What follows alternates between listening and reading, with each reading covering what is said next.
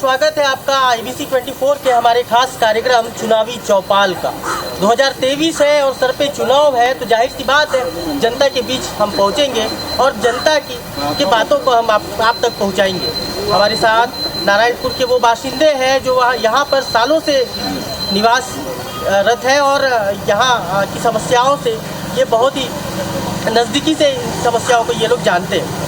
हम बात करेंगे यहाँ की स्वास्थ्य, शिक्षा, ऐसे तमाम मुद्दों के बारे में। और इससे पहले मैं आपको बता दूं कि नारायणपुर ज़िला जो है ये बस्तर के का वो नक्सलगढ़ का ज़िला है जो सिर्फ एकमात्र विधानसभा यहाँ पर पाया जाता है। एकमात्र विधानसभा नारायणपुर है और इस ज़िले की खासियत ये है कि ये विधानसभा जो है ये 3 जिलों में बटा हुआ है।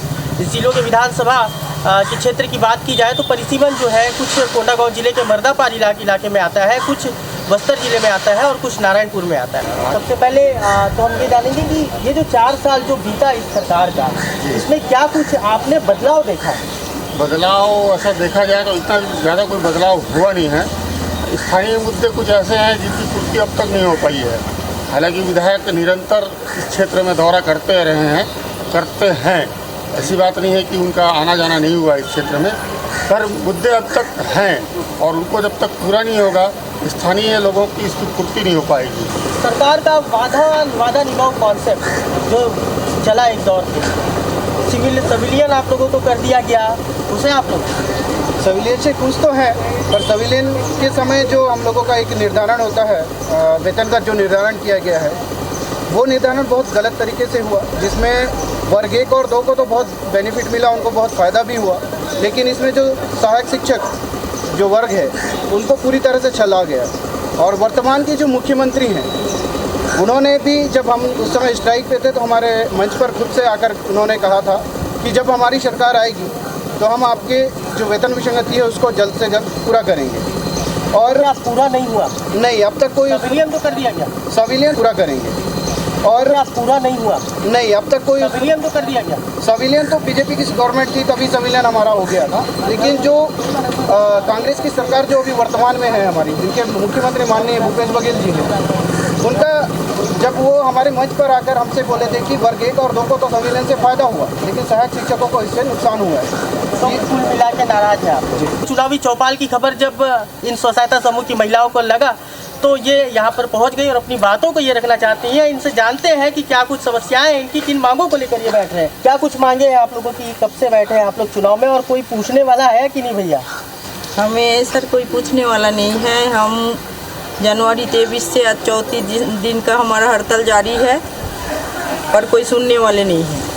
क्या कुछ मांगे हैं आप लोगों की? हमारा मांग क्या है, हमें सरकारी कर्मचारी घोषित किया जाए, और जब तक सरकारी कर्मचारी घोषित नहीं किया जाए कलेक्टर दर दिया जाए, और शासन अपना सत्ता में आने के पहले हमें भी वही बताए आपका मांग जायज़ है, आपका मांग जायज़ है, और आपको हम अपना सत्ता में आएंगे कांग्रेस सरकार तो आपको कलेक्टर दर दिया जाएगा। तो आंगनबाड़ियों में भी ताले लग चुके हैं हमारे साथ, तो और भी सही हो गया। आप लोग कहाँ से? नारायणपुर से। क्या करते हैं आप? सही। अच्छा, आंगनबाड़ी सहायिका है आप लोग, तो आप लोग भी हड़ताल पे? हड़ताल। तो बच्चों को खाना कौन देगा? कौन देगा? आंगनबाड़ी तो बंद है अभी। अच्छा, 23 जनवरी से। 23 जनवरी से लेकर के अब तक है। शहर सौंदर्यीकरण को देखा जाए तो क्या कुछ हुआ है कि नहीं? आज देखा जाए तो शहर सौंदर्यीकरण के नाम पर सिर्फ दिखावा मात्र के लिए योजनाएं लाई जा रही है और ज़मीनी स्तर पर इम्प्लीमेंट नहीं की जा रही है। जैसे एक सौंदर्यीकरण के नाम पर बहुत बड़ा भ्रष्टाचार अपना बांधा तालाब का निर्माण में है, जिसमें खुलेआम भ्रष्टाचार किया जा रहा है, और ना ही आज तक उसको लगभग 15 साल हो गया कांग्रेस की जो नगर निगम में, नगर पालिका में सत्ता, मगर जो सौंदर्यीकरण होनी चाहिए थी वो आज करोड़ों रुपए का बजट तो पास हो जाता है, मगर आप जाइए वहाँ देखिए तो कुछ भी नहीं होता, ना सुधार के नाम पर कुछ भी नहीं है। आज भी देखा जाए तो आज़ादी के पहले की जो क्रेन या गाड़ियाँ हैं उनको लाकर वहाँ रख दी गई है, और 2 साल हो गया, आज 2 साल के दरमियान उसका ना खुदाई हुई ना कुछ नहीं हुआ। कुल मिला के खाना पूर्ति की जा रही है। अच्छा, बेरोजगारी एक बहुत बड़ी समस्या है, यहाँ पे काफ़ी बेरोजगार हैं, आप भी युवा वर्ग से आते हैं। क्या कहते हैं आप कि बेरोजगारों को काफ़ी बड़ा आस था कि खनिज संपदा से भरपूर है नारायणपुर, और जब यहाँ पे माइनिंग स्टार्ट होगी तो यहाँ के लोगों को रोजगार मिलेगा, क्या कुछ मिला यहाँ पे? किसी को कुछ भी नहीं मिला, सारे बेरोजगार आज भी बेरोजगार ही हैं।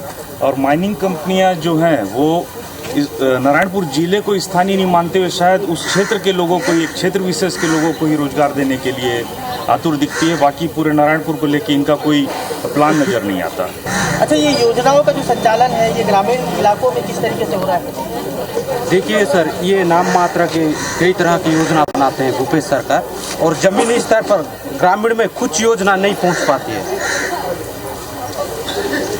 अभी देखा जाए तो बोर वगैरह किसान लोग के नाम से कई तरह की योजना है, बोर का नाम करवाते हैं, उसके बाद जो अनुदान राशि देंगे बोलते हैं वो भी दे नहीं पाते हैं, तो योजनाओं का लाभ भी नहीं मिल पा रहा है जी। हमारे साथ व्यापारी वर्ग से भी युवा मौजूद है।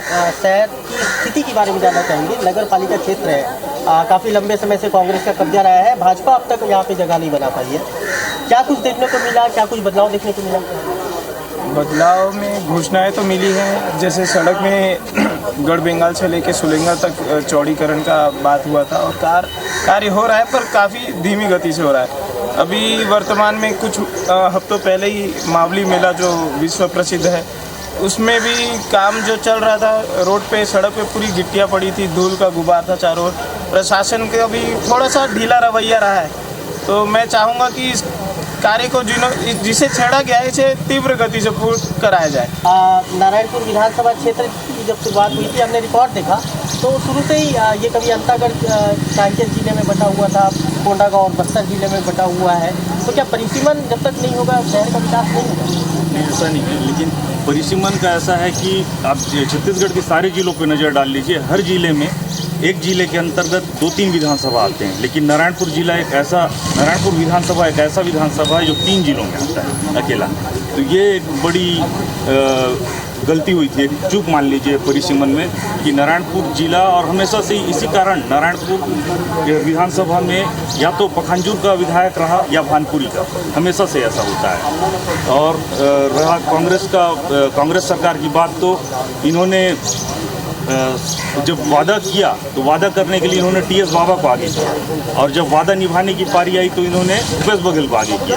अगर कोई वादा कोई और करेगा और निभाने कोई और आएगा तो चीज़ों में अंतर आ जाता है, और जिससे बहुत सारी चीज़ें इनकी घोषणा पत्र की काफ़ी ज़्यादा चीज़ें छूटती हैं।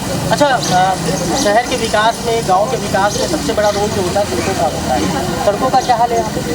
सड़कों का हाल आप देख सकते हैं, जब नगर के अंदर में ये हाल है तो आप गांव में जाके देखिए। अभी हम लोग छोटे डोंगर से आ रहे हैं, जिसको कवासी लक्ष्मण ने, मुझे नहीं कहना चाहिए मगर हेमा मालिनी की गाल देकर आज रोड का जो संज्ञा दिया था मुख्यमंत्री को खुश करने के लिए उनके जो मंच में, मगर आज आप जाके देखेंगे तो धूल के गुब्बारों से गाँव भरा पड़ा हुआ है, और ग्रामीण धूल खाकर आज अपना जो दमा और खांसी से पीड़ित हो रहे हैं, जिससे आए दिन लोग बीमार हो रहे हैं और यहाँ जिला सहकारी हॉस्पिटल में आकर यहाँ इलाज करवा रहे हैं, मगर यहाँ भी पूर्ति नहीं हो रही है। तो रिफर सेंटर के माध्यम से जगदलपुर जा रहे हैं या फिर रायपुर जा रहे हैं। मिला के इलाज का अभाव है, पूरा अभाव है, और प्रशासन पूरी तरह से निष्क्रिय और ढीठ कंडीशन में। और भी बहुत कुछ मुद्दे जो है वो जिले के हैं और ज्वलनशील मुद्दे हैं, और चुनाव का समय है, चुनाव सर पर है, और ये नेताजी का रिपोर्ट था एक तौर पे, ये जनता थी और ये जनता की आवाज़ थी। चुनाव का माहौल है, आने वाले समय पे जनता क्या कुछ फैसला सुनाएगी ये अपने को हमको देखना है। कर्मचारी वर्ग जो है वो हर वर्ग की तरफ से नाराज़ है। यहाँ पे धरने पर बैठे हुए काफ़ी लंबे समय से जो है आंगनबाड़ी की कार्यकर्ता है, संविदा कर्मचारी है, शिक्षकगण है, तो ये तमाम मुद्दे जो है नारायणपुर के हैं, और देखना होगा कि इस चुनाव क्या और किस मुद्दों को लेकर के जो है सरकार इनके बीच आएगी और वोटर को किस तरीके से खुश कर पाएगी। अशफाक अहमद, IBC 24, नारायणपुर।